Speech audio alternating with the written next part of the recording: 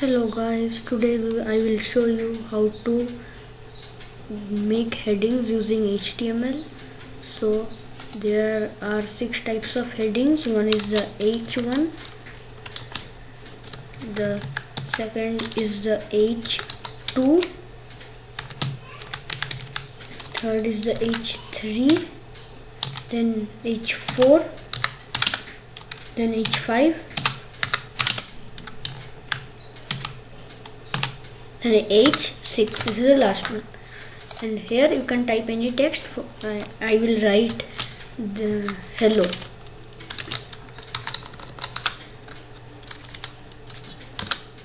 So copy this line hello and paste it in the other headings.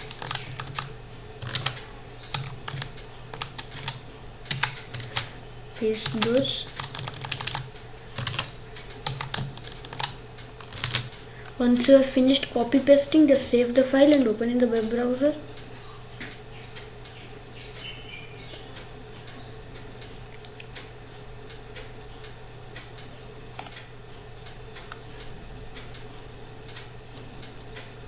And you can see this.